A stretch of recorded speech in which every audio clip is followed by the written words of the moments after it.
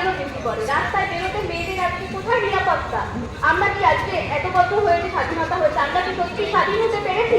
যদি পারতাম তাহলে আজকের দিনটা আমাদেরকে দেখতে হতো না। তাই জন্য আমার আজকে বক্তব্যের শেষ কথা একটাই, যে আমরা যে এই নোংরা অপরাধটা করেছে, সঞ্জয় রায়কে ধরা হচ্ছে ঠিকই, কিন্তু আমার মনে হয় না যে ও একা দোষী। অনেক বড় বড় মাথা কলেজের, আমার তো মনে হয় বলো হয়তো জড়িত রয়েছে। তার কঠোর থেকে কঠোর শাস্তি আমি চাই।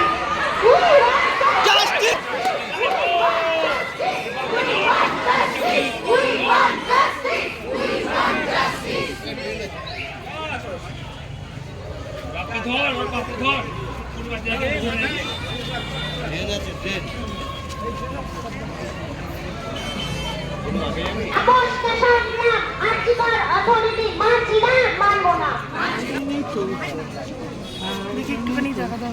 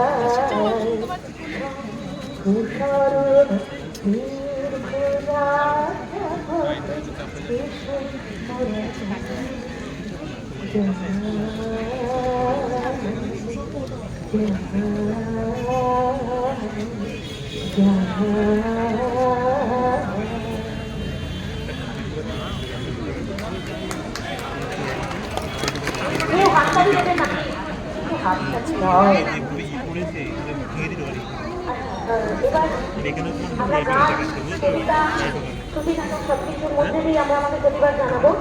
তো আমি সঙ্গীতা, দুলালদা এবং সকলে এখানে যারা সঙ্গীতা, আমার নামটা মৌ হিসেবেই সবাই চেনে। আমি চাইবো একটা খুব পরিচিত গান সবাই মিলে গাই, কারণ আজকে কিন্তু আমরা মানে এখানে আমরা কোনো কি বলবো মৌন মিছিল করতে আসিনি। আজকে আমরা আমাদের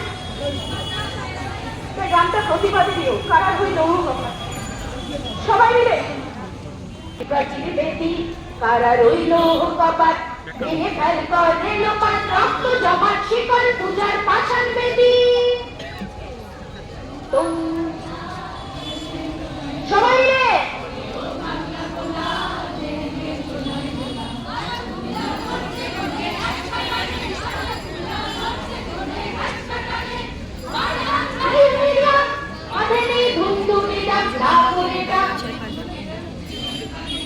কারা রইল কপাট ভেঙে ফেল করে লোপাট রক্ত জমাট শিকল পূজার পাষাণ বেদি।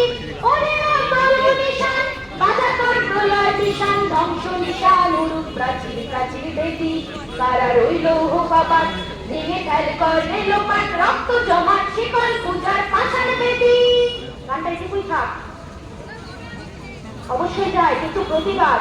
হ্যাঁ একদম একদম একদম। সরি গাইস, আমি অনেকক্ষণ ধরে অপেক্ষা করছিলাম সামনে আসার জন্য, ল্যান্ডলাইন পাওয়ার জন্য নয়। কালকে 15ই অগাস্ট অনেক এখানে সরকারি চাকরি করে, যাদের হয়তো কালকে অফিস আছে, তারা প্লিজ ঘুরতে বেরোবেন না। আজকে যদি আগুনটা জ্বলে থাকে না, আর কালকে যদি ওই আগুনটা নিভে যায়, আমি চাই না নিভে যায়। আমি কর্পোরেট লাইফে আছি, আমার কাছে ছুটি নেই, এর মানে এই নয় যে আমি একটা প্রিটেন্ড করছি আমি চাকরি করি। আমি বলছি আগুনটা যেন নিভে না যায়, এখানে অনেক চাকরিজীবী আছে। হলিডেটা যেন আপনারা ঘুরতে গিয়ে না কাটান প্লিজ। কালকে স্বাধীনতা দিবস, ওটাকে যেন আমাদের স্বাধীনতা দিবস হিসেবেই পরিচিত হয়। ঘুরতে যাবেন না কালকে প্লিজ।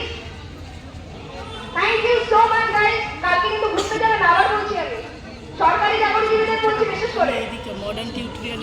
এখানে যদি কোনো ডক্টর থেকে থাকেন তাকে একটু সামনে